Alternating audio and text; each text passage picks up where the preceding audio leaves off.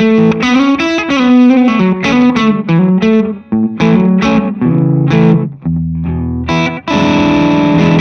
guys, today's a bit of a different video. This was going to be my big PAF versus Custombuckers video, which I think is an important and interesting video for all of us, you know, having got my hands on some PAFs over the last few days.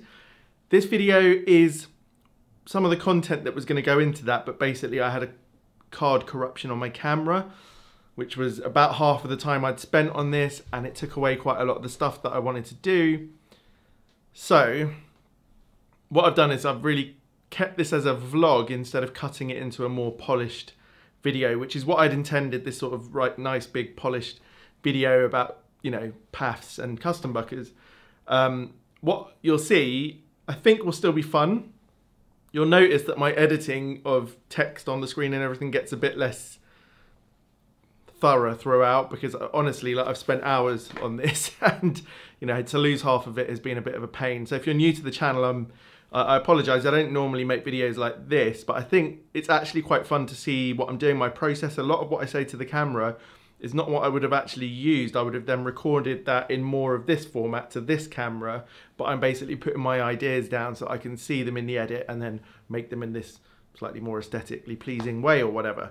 So I haven't titled it PAFs versus Custombuckers. I've titled it something else so that I can still do that video.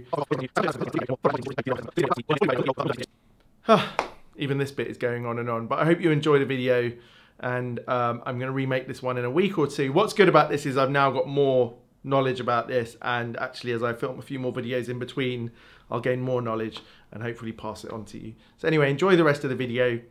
See you next time. Cheers. Alright guys, so this is the first video I wanted to do with this guitar, which I've got to be honest with you, I can barely still believe that I've got this 1961 Gibson here. If you haven't seen my previous few videos, I had a vintage Strat and I did a deal where I swapped it, got some money back as well, and now I have this 1961 Gibson 335 with original PAF humbuckers, and that's something I've always wanted to have since I got into guitar.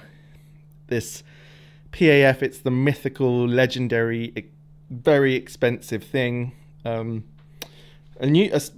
set of these without the guitar is going to probably cost £8,000 to £10,000 depending. I think, you know, you could even pay more if they were considered to be top-notch ones. I think these ones are excellent. But what we're going to do today is compare them to the ones that are in a current Gibson custom shop called Custombuckers, which are supposed to be, you know, the equivalent of PAFs now.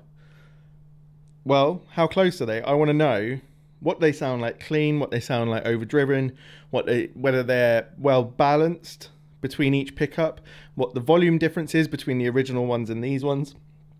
I have an inkling that these could be louder, these ones, and also it seems to always have a lot more bottom end. I think one thing that's fair to say is that I should probably drop the pickups in here a bit to match the height on the other guitar, which I'll show you in a second. I think that would be the only fair thing to do. And what we're going to do today is turn on my current amplifier that I'm using, the 2 Rock Classic Reverb, which I'm just enjoying how much I can control the sound on here and dial in a good tone. We're going to start with it clean, work our way up through some amp sort of overdrive sounds, and then we'll get some pedals on.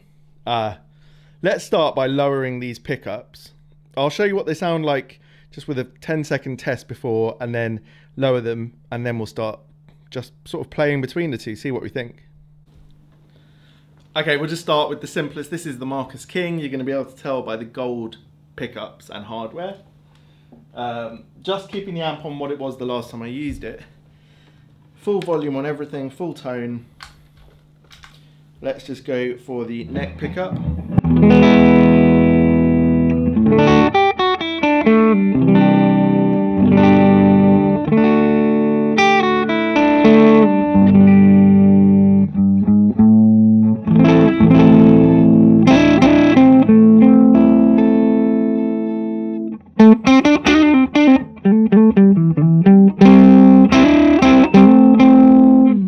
Okay, and then the bridge pickup.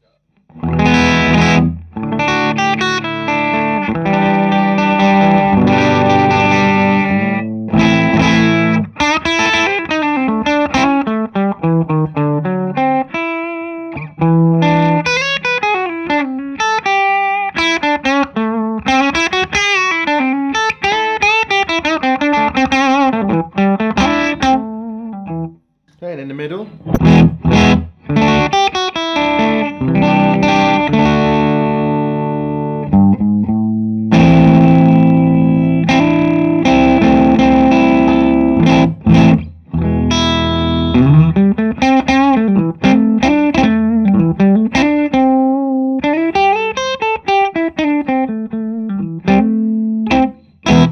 Alright, let's swap to the 61. So on this one I can see that the bridge humbucker is almost all the way into the cover, but the action of the guitar has been dropped a lot. They've lowered the bridge, but apparently they've shaved it down so that that can happen. So it's a really nice, beautiful action. I mean, so well set up, this guitar, which was a complete bonus. Great frets. The most stable tuning Gibson I've ever had. I mean, just playing it over the last couple of days, I've barely had to affect the tuning at any point, whereas especially Les Pauls go out more, as we all know. Right, so in the neck position, full volume, full tone.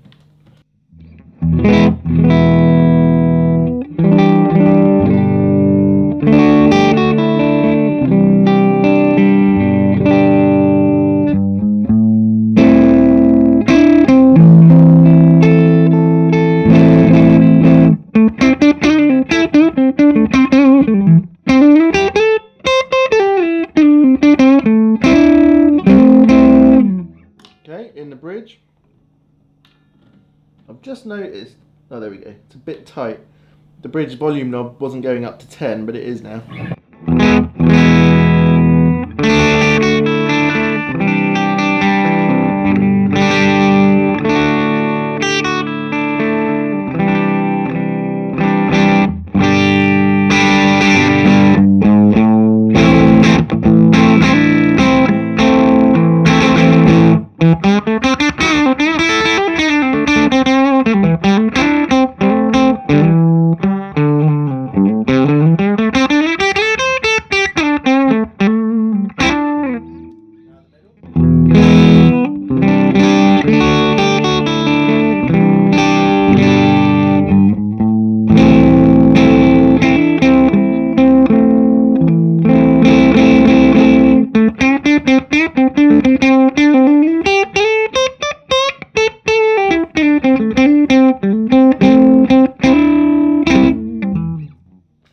So the first thing to say is these ones just feel a bit nicer to play. They're less brash, but I just, obviously as I've been sitting there playing, I thought to myself, I could have made a big mistake. It's not about how high the pickup is, it's really how close it is to the strings. So I might not need to alter the other one that much because the action is so much higher. Quickly going to measure, I'll go and get a ruler, quickly measure the difference in height with the pickups and just make them the same on both. I'm not going to change this guitar. At the moment, I'm not going to change anything on this guitar. Luckily, the strings are not very old feeling and everything just seems to be so well thought out. This was definitely a musician's guitar, hence the fact that it's player grade with plenty of lovely, you know, marking and checking. And, you know, if you're going to repair a broken headstock, I don't know when this was done, but if you're going to repair it, I mean, obviously this guitar is probably worth repairing no matter what, but for a musician to get their instrument back, they would have, you know, loved this guitar. And they've, either the frets are in great condition. No, I think they're new frets because there's no nibs. So they've done a fret job and everything. Right, I'll go and measure these. I'll be back in a sec. I'll let you know what happened. Okay, I've got here like a string action gauge. Let me just put some more lighting on here. Okay, so I'm going to measure on the bass side at the screw and let you know what I've got here. It's pretty low. It's less than 1/8 of an inch. And here it's more like 1/8. And then here we're looking at sort of like more like 3, what we're going to call those, 330 seconds or something. It's between the 8th and the 16th. And here it's lower again. So it's much lower. It's under 1/8 here and it's over 1/8 halfway up to the 16 on here. That's what I'm looking at. Whereas on here, we're looking at Yeah, this is a fair bit higher. So I don't know what you can see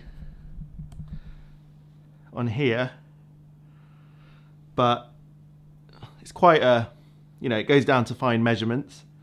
And the other guitar was on the 8 here. So the first number, this one is barely just over halfway up, so definitely needs to make a change. So you want to drop that.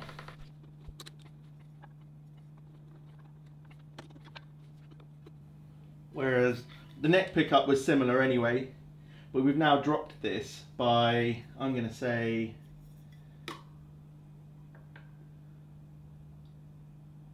yeah, at least a mil, if not more.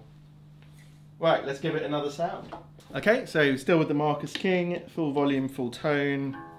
Just do it very quickly again.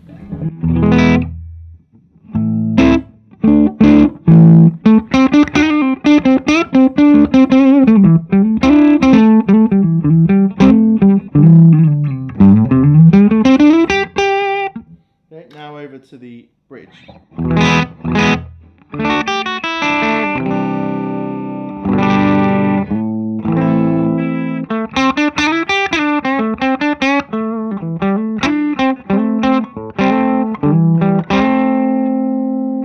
What I want to do now is check the balance. So I'm going to play a chord.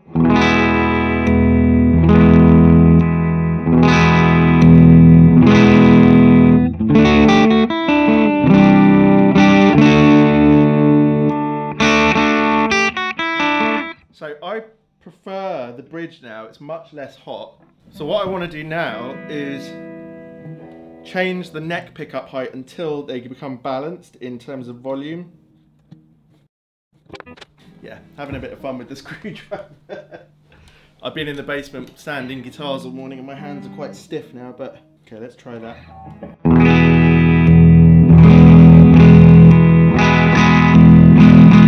I'm going to go a little bit further down. Can always just alter it back. I've got a full turn there.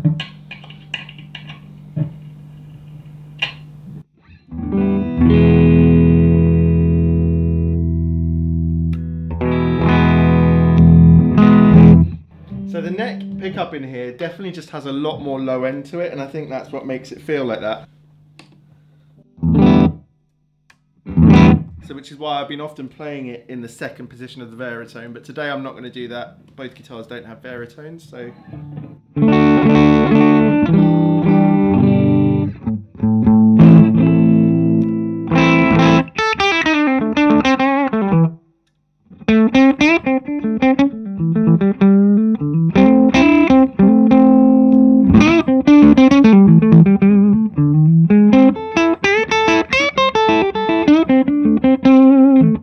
Okay, so I'm just going to quickly compare it now, so just a few chords.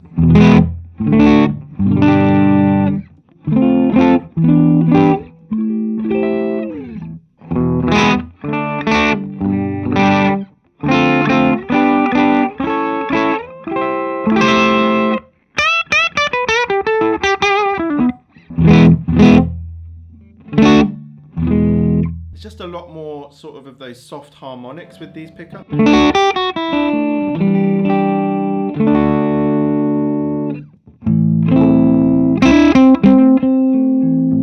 Don't know what's coming across on the microphones, but in the room there's a significant difference between the two.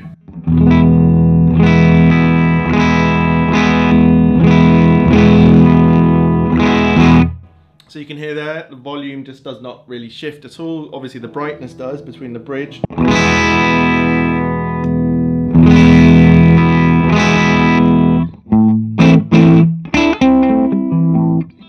Alright, so I think we've got that sorted out at least. The Marcus King is a bit more balanced now. The neck pickup on there is definitely still a bit more boomy. I mean, I could lower the...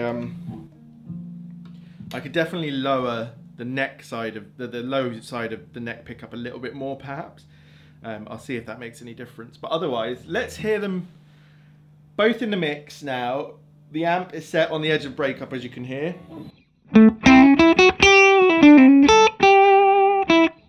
Well, I think you probably want to hear it completely clean first. So the gain was on 12. I'm pulling that back to 9. So So let's see what happens there.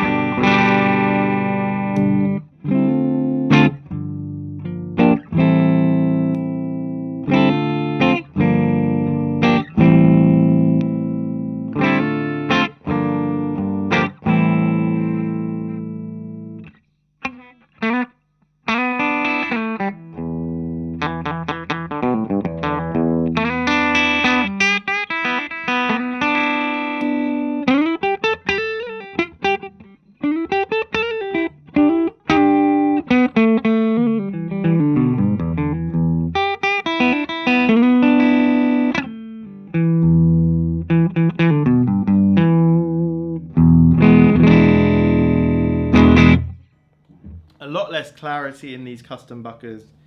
I feel like I should lower the bass side a tiny bit and increase the height of the treble side.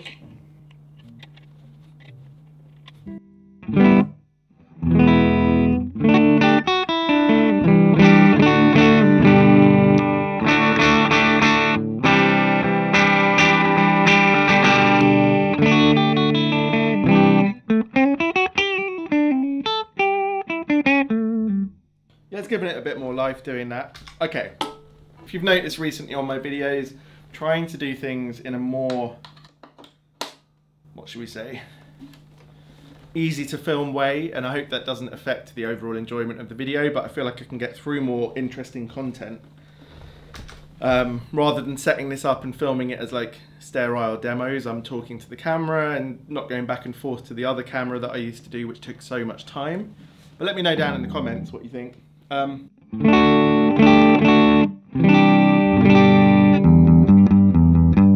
Just feels much clearer. The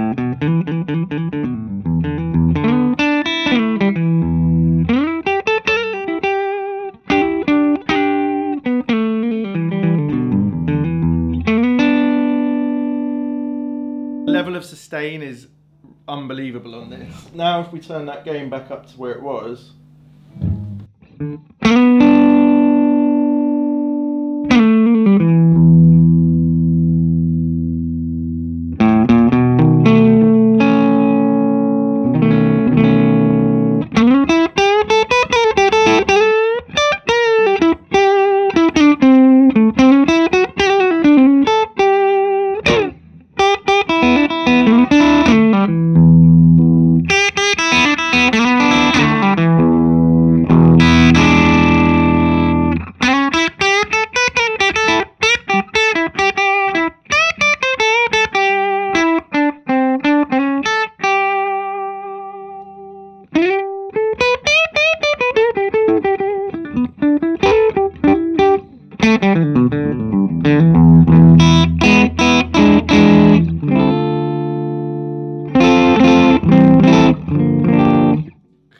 bottom end, way more sustain and more bite.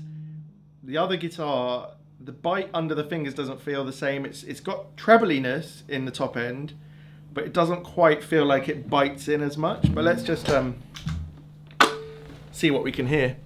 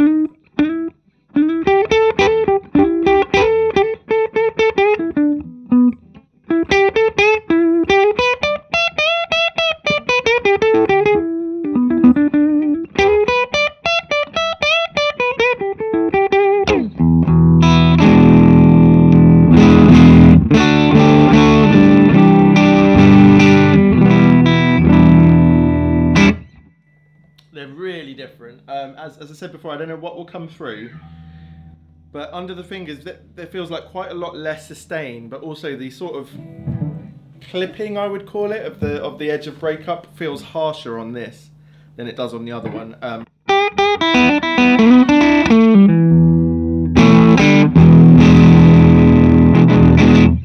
What we're going to do now is just hear it with my favourite couple of pedals at the moment.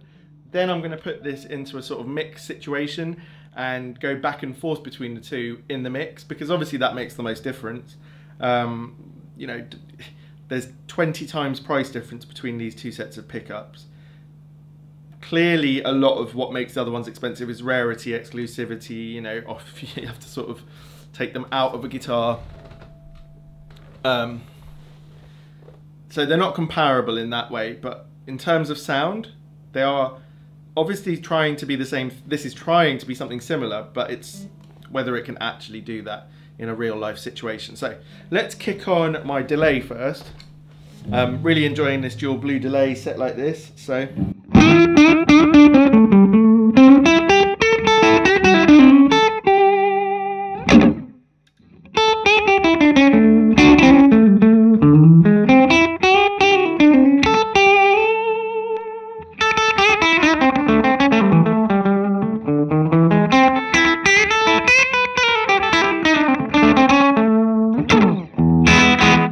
To me, that just gives it life. It feels like the old recordings I used to listen to. Less reverb, there's barely any reverb on here, and then there's that delay. Now, I'm using both sides of this Supreme overdrive.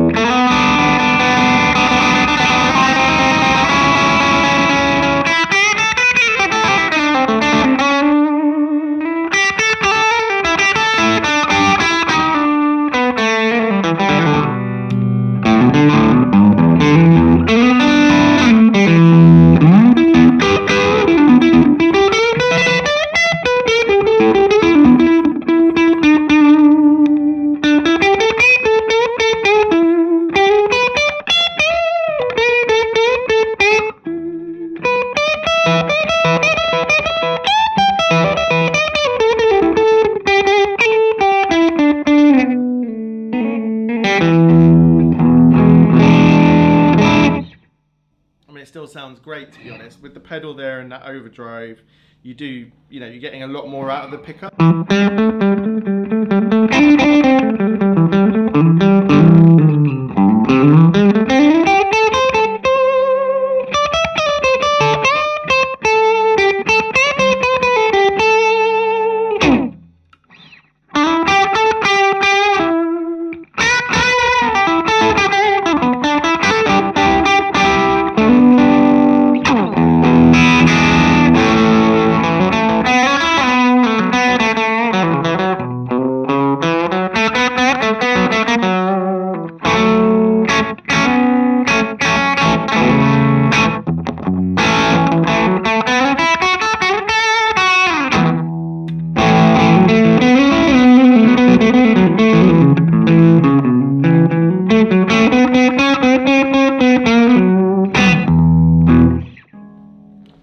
It's quite addictive to me, that setup. That overdrive pedal and that delay, it took me a long time over the last couple of days to go through overdrive. I could have done it for a video, I guess, but just wanted to know what I wanted to play with here. Okay, so let me turn off everything again.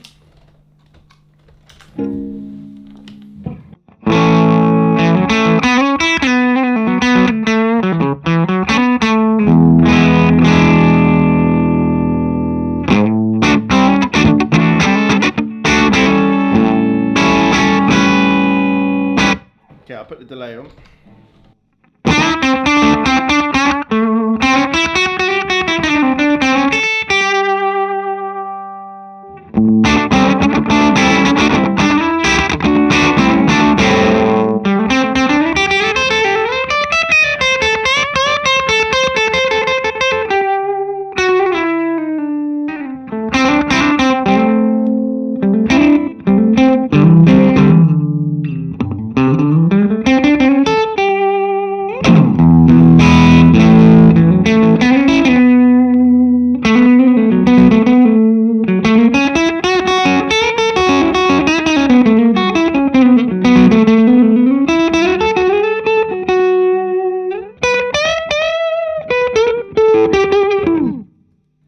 without the overdrive, it's just got more give in it.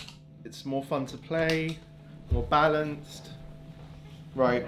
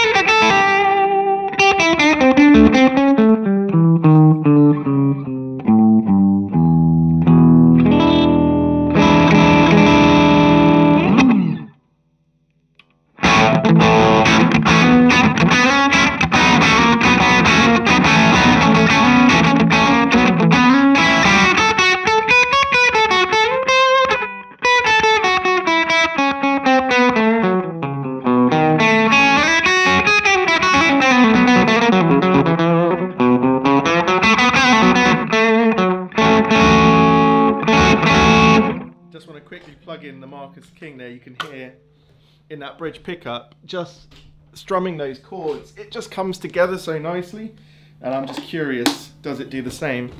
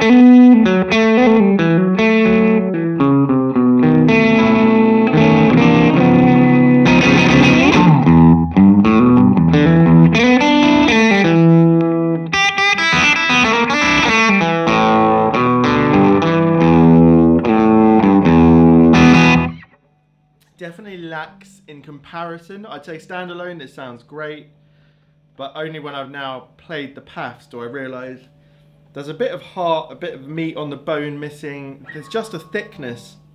Even though the volume's not higher, I feel like there's a little bit more mid character coming through, whereas there's such a harsh delineation between the low end and the top end.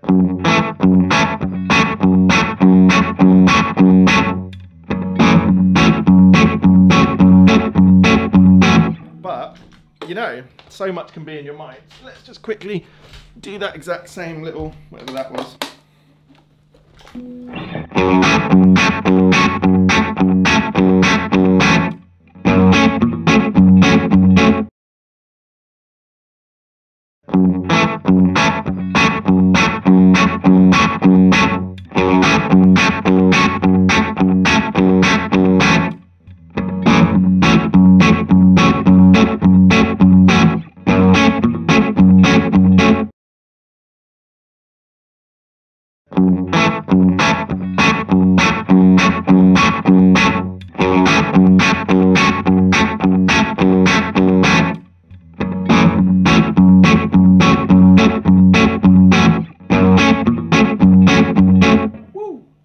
This neck pickup, I mean both pickups on here, I've played a couple of PAF guitars where the bridge is so much better than the neck on the guitar, or the other way around, but in this one,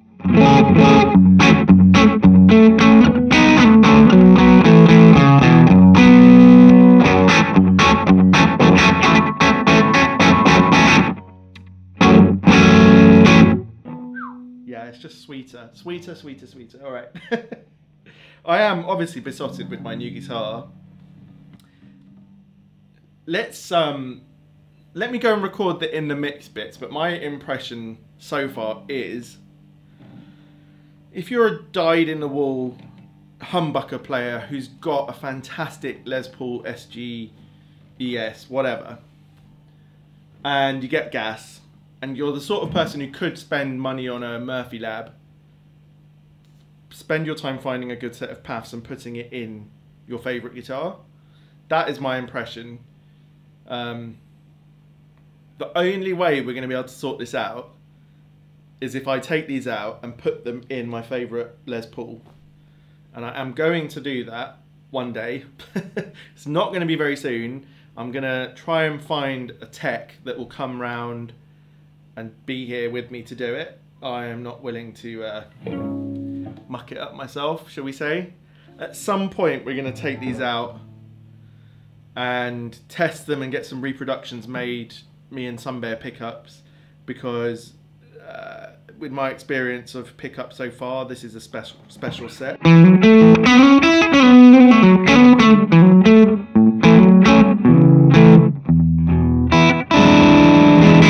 Right, I'm going to record some stuff in the mix, some blues. I'm going to enjoy that, and you'll see me in a second.